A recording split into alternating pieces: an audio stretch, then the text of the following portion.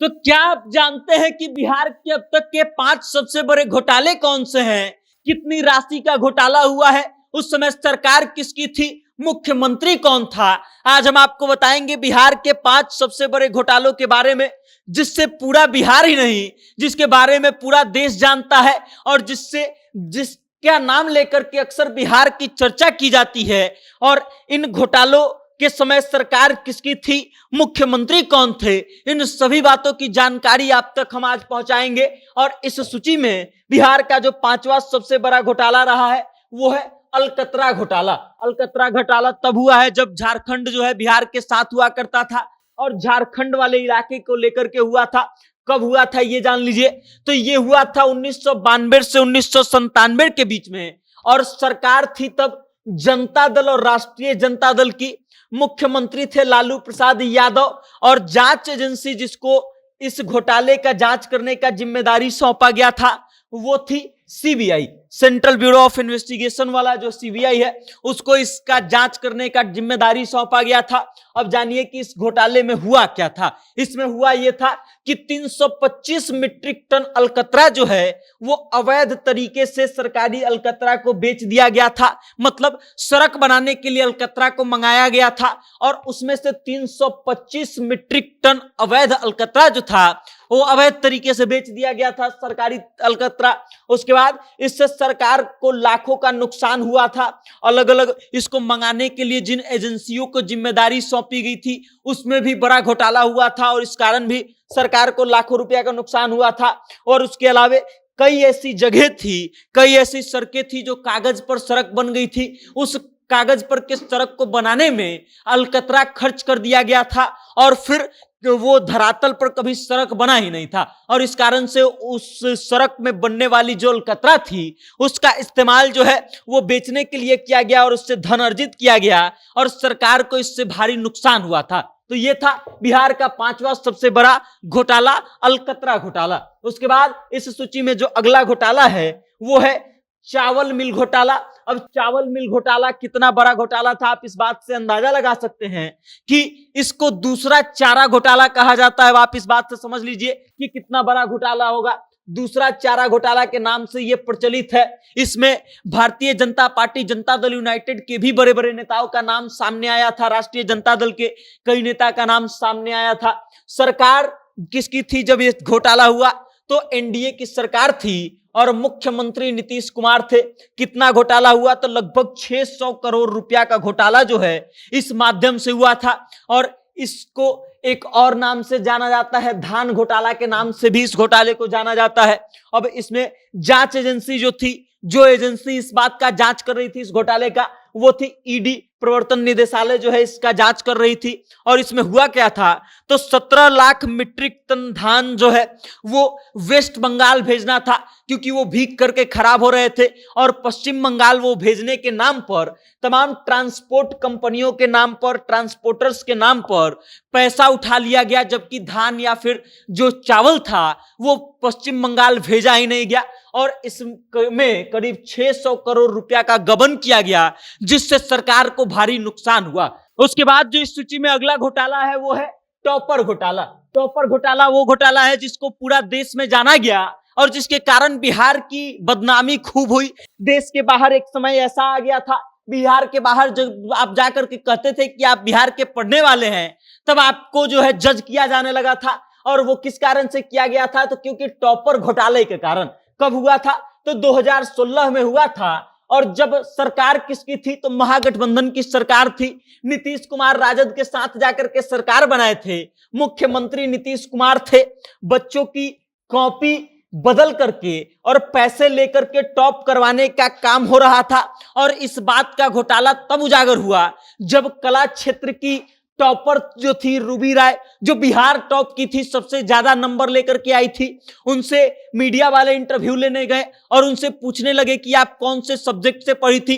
तो वो बोलती हैं पॉलिटिकल साइंस। पॉलिटिकल साइंस को वो पॉलिटिकल साइंस बोल रही थी। और जिसके बाद उनसे पूछा गया कि कितने नंबर का एग्जाम हुआ था, तो ये बोली कि 600 नंबर का, जबकि एग्जाम 500 नंबर का होता है। उसके बाद इनसे ये भी पूछा गया था कि पॉलिटिकल साइंस जो ये विषय पढ़ी हैं इसमें क्या पढ़ाया जाता है? तो होम साइंस वाला ये बता रही थी कि खाना बनाना बताया जाता है और सिखाया जाता है। उसके बाद ये घोटाला उजागर हुआ था। अचानक से रातों रात बिहार बोर्ड को अपना रिजल्ट कैंसिल करना पड़ा था और फिर से रिजल्ट को जारी करना पड़ा था।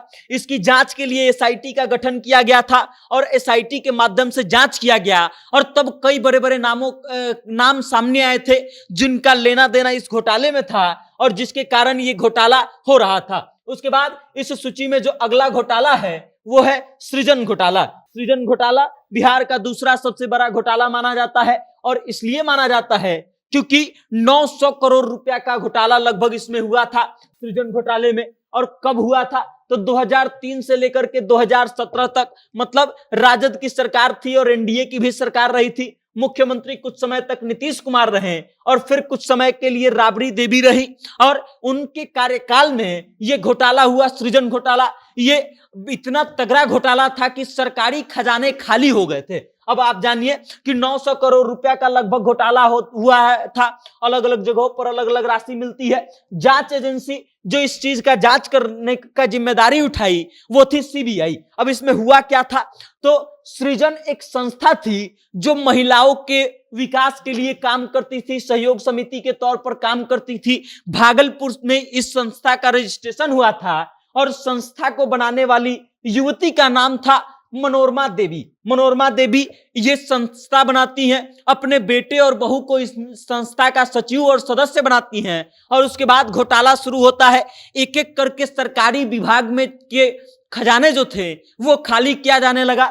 मनोरमा देवी के नाम पर जो है चेक इशू होता था सरकारी खजाने का और उसके बाद ये सृजन जो संस्था थी इस नाम पर सृजन के खाते में पैसे चले जाते थे और सरकारी खजाना अचानक से खाली हो जाता था। जब और ये इतना लंबा समय तक चला लेकिन किसी को इस बात की भनक तक नहीं लगी और भनक तब लगी जब एक बार सरकारी काम के लिए फंड इशू किया गया, चेक इशू किया गया और सरकारी का काम का चेक जो है वो बाउंस कर गया।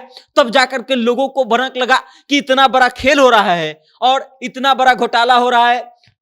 मनोरमा देवी जो है सरकारी खातों का पैसा सृजन के खाते में अवैध रूप से ट्रांसफर करवा देती थी और इसके कारण से ये बहुत बड़ा घोटाला था। उसके बाद इस सूची में जो अंतिम घोटाला है जिसे बिहार का सबसे बड़ा घोटाला माना जाता है वो है चारा घोटाला। अब चारा घोटाला अपने आप में बहुत जग जाहिर है कि क्या हुआ था इसके नाम पर और कौन फंसे थे ये सब जानते हैं। कब हुआ था ये जान लीजिए, 1996 में ये हुआ था। सरकार तब आरजेडी की थी और उससे पहले जो मुख्यमंत्री थे वो भी उनका भी नाम इसमें सामने आया था। मुख्यमंत्री लालू प्रसाद यादव ज्यादा फंसे थे इसमें, उससे पहले जगन्नाथ मिश्रा थे मुख्यमंत्री जिनका भी नाम सामने आया था। अब कितना घोटाला हुआ था तो 950 करोड़ रुपया का घोटाला हुआ था और जांच एजेंसी जो इस चीज का जांच कर रही थी वो थी सीबीआई। और उसके बाद इसमें जानकारी कब मिली तो 96 में घोटाला हुआ। 97 में इस घोटाले का नाम सामने आया और सामने आने के बाद लालू प्रसाद यादव को इस घोटाले के कारण इस्तीफा देना पड़ा। अब हुआ क्या था ये समझ लीजिए। तो मवेशियों का जो चारा था उसको एक जगह से दूसरी जगह ले जाने के लिए घोटाला किया गया था। गाड़ियों की व्यवस्था की गई थी, दिखाया गया था और जिन गाड़ियों का नंबर डाला गया था सरकारी रिकॉर्ड में वो गाड़ियां वास्तव में थी ही नहीं। मतलब ट्रक का नाम डाला गया कि ट्रक से मवेशियों का चारा ले जाया गया है और जब जांच पड़ताल की गई तो जिस ट्रक का नंबर डाला गया था उस नंबर का कोई ट्रक ही नहीं था बल्कि उस नंबर का एक स्कूटर था या बाइक था और इस कारण से इस घोटाले का उजागर किया गया और तब जाके ये बिहार का सबसे बड़ा घोटाला बना अब तक का। तो ये बिहार के वो 5 सबसे बड़े घोटाले हैं जिसके कारण पूरे बिहार को जाना जाता है और पूरे बिहार की बदनामी होती है। अब आप इन 5 घोटाले के बारे में क्या सोचते हैं अपनी राय कमेंट करके हम तक भेजिएगा और देखते रहिएगा जनता जंक्शन। बहुत बहुत धन्यवाद।